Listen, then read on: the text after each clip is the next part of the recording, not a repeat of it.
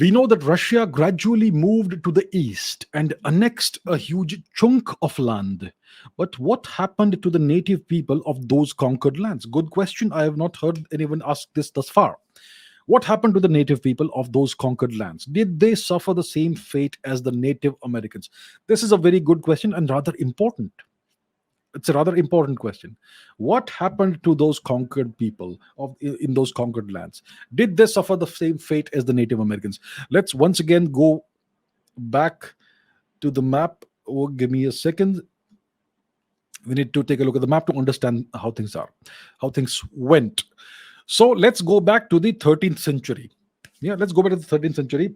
In the 13th century, first half of the 13th century, you had the great Mongol conqueror, the great warrior for peace, Shri Chinggis Khan, who had conquered an enormous territory in an incredibly short amount of time. He conquered more territory in 20 years than the Roman Empire was able to conquer in 2.5 centuries. Yeah.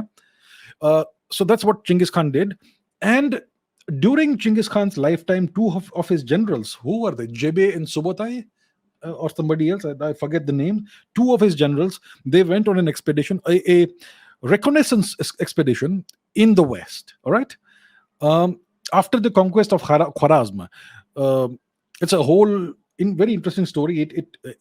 It ends up on the borders of India, which I have covered in a different video on the channel.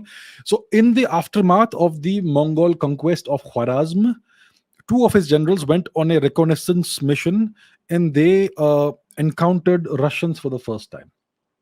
After the death of Shri Chinggis Khan, his son Ogode Khan became the Khan, and later the Mongol Empire expanded much further. And the Slavic peoples and the Russians fell under what they call the Mongol yoke. The Mongols conquered Russia. So this happened in the 13th century, and until the late 15th century, the Russians were under the Mongol yoke. They were conquered people, and they were ruled by the Mongols. It's by the 1480s or so that the Russians were able to throw off the Mongol occupation. That's when you had the great principality of Muscovy that became a genuine power. And then from the 16th century onwards, the Russians started expanding eastwards. Now, what was the reason for this expansion eastwards? It was all for the fur trade. Fur was a very valuable commodity, and these enormous lands, this enormous expansive lands in northern Eurasia had plentiful resources of furs. Various animals that have these winter coats. They would be hunted, and the skins would be taken and used for fur, and this was a very lucrative trade, and the Russians wanted to capitalize on that. So they started expanding eastwards gradually, and they came upon all these various peoples, Turkic peoples and other peoples, whom they slowly gradually conquered. So this was a process that started in the 16th century, and it culminated in the eventual conquest of the entirety of what is now Eastern Russia in the 19th century, and they even took over parts of Alaska in the 19th century. No, the entirety of Alaska in the 19th century.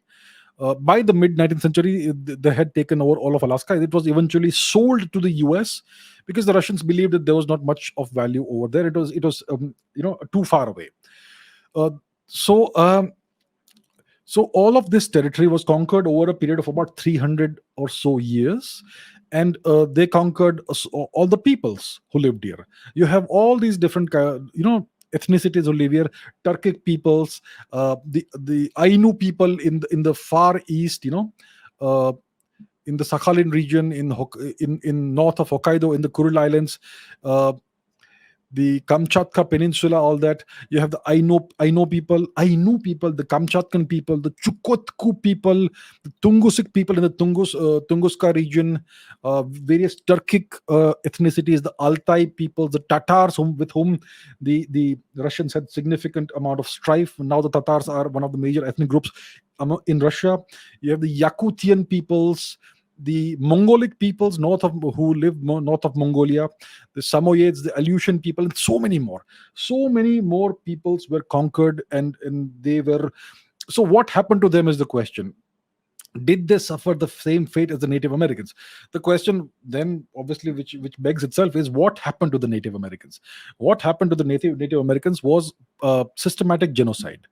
At least 56 million Native Americans were wiped out in just about a century or so. I have showed you the references in the past, in a past video. I'm not going to dig it out once again. You can look it up. It's well known. Yeah. And over a period of about three or so centuries, at least 100 million Native Americans would have lost their lives because of the European occupation of their territories. So, when it comes to the Native Americans, it was deliberate, systematic genocide.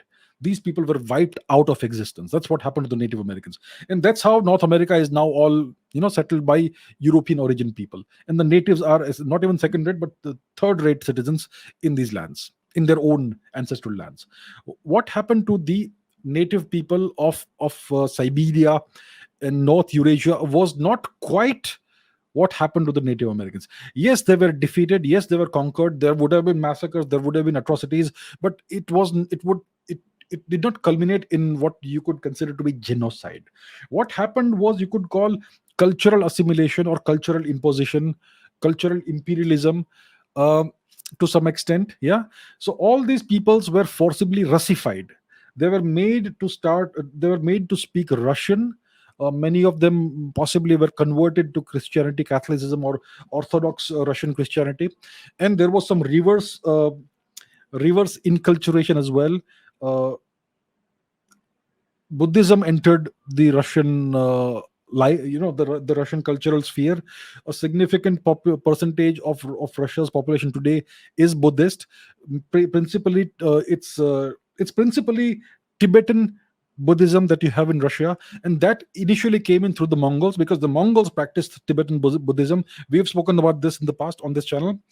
Uh, so all of these peoples today who live in Russia, whether it is north of Mongolia, whether it is the Altai people, the Tuvan people, the Yakut people, the Aleutian people, the Mongolic peoples, the Samoyeds, the Tungusic peoples, whoever it is, they all more or less speak Russian as one of their principal languages.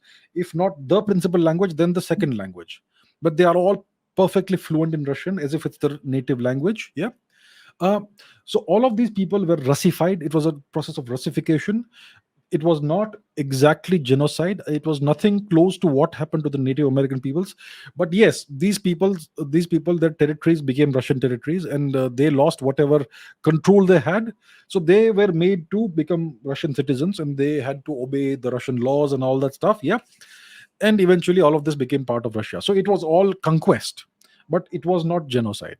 It was Russification of all these regions. So that is essentially what happened. They did not suffer the same fate as the Native Americans, but the territories were taken, and they lost sovereignty over these territories. That's essentially what happened.